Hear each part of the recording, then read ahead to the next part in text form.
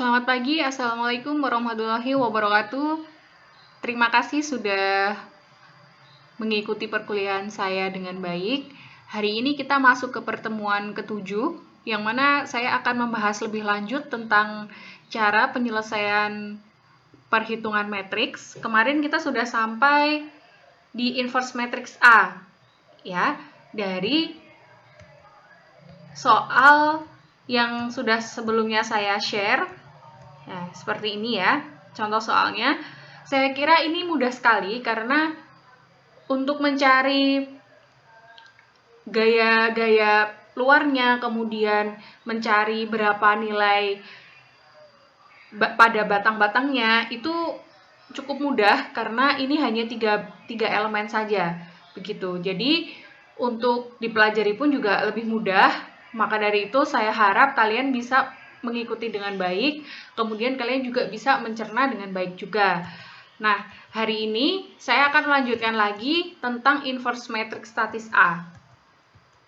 Nah, kemarin sampai sini ya, kita sudah tahu bahwa untuk mencari inverse, inverse matrix A, itu bisa digunakan dengan Excel, bisa juga digunakan dengan cara yang manual.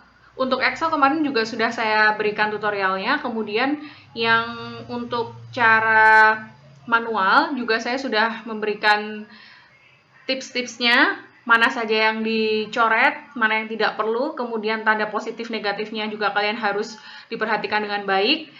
Nah, lalu saya lanjutkan. Setelah kita mencari matriks A inverse, kita akan mencari matriks gaya batang.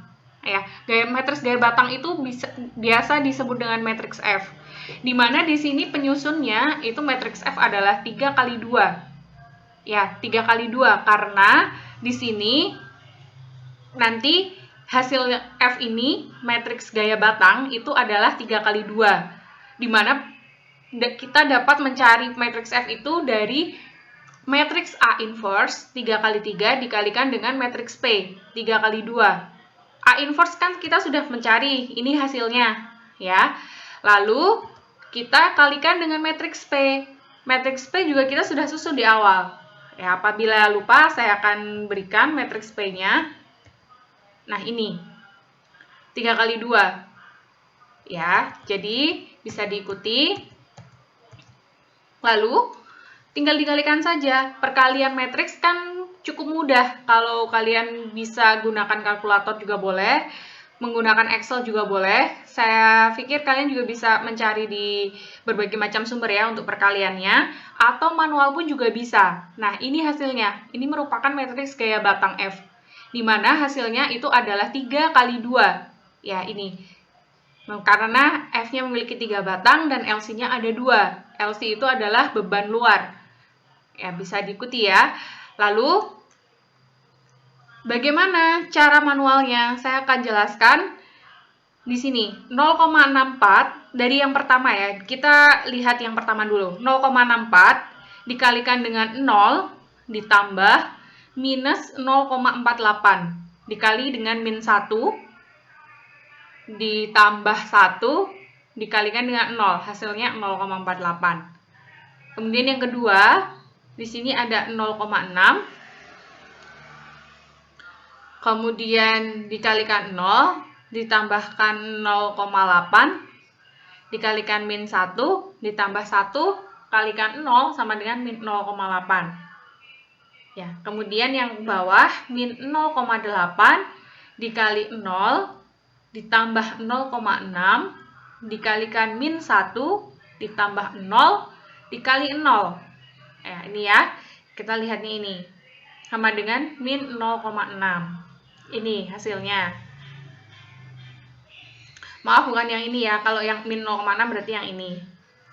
Kemudian, lagi, karena kan ada di sampingnya, maka kita kalikan juga 0,64 dikalikan dengan 0,6. Nih ya.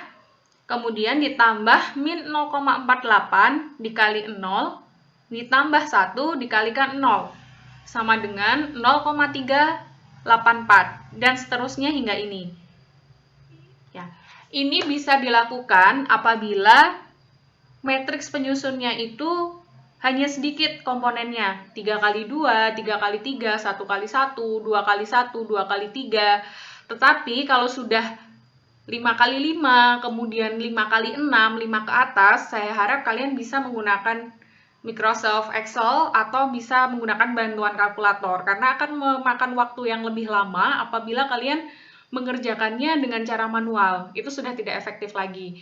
Maka saya harap kalian juga bisa belajar ya, cara untuk penyelesaian pengalian, kemudian pertambahan matriks itu dengan Excel atau dengan kalkulator.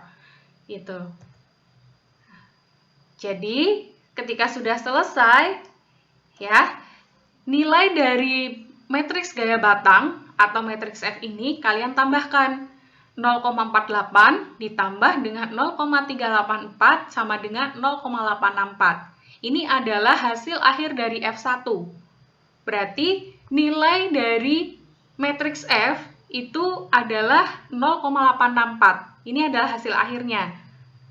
Gitu. Kemudian F2 berapa? F2 berarti min 0,8 ditambah 0,36 sama dengan min 0,440. Untuk yang F3, min 0,6 ditambah min 0,48 sama dengan min 1,080. Nah, ini adalah hasil akhirnya. Gitu. Jadi, goal dari pencarian perhitungan matriks pada gaya batang itu adalah seperti ini. Nanti setelah ini kita akan cek dengan kesetimbangan titik buhul. Apakah sama atau berbeda? Seharusnya kalau kalian itu pengerjaannya benar, berarti perhitungan matriks dengan perhitungan kesetimbangan titik buhul itu tidak jauh berbeda. Mungkin hanya berbeda 0,00 sekian saja, tapi tidak signifikan. Apabila terjadi perbedaan, berarti ada yang salah dengan perhitungan kalian. Jadi bisa dicek ulang, karena saya bilang kalau perhitungan matriks itu memang harus cermat, karena apabila salah kita pengalian, salah penempatan letak angkanya ada di mana, kemudian pengaliannya ada di mana, itu nanti akan mempengaruhi hasil akhirnya.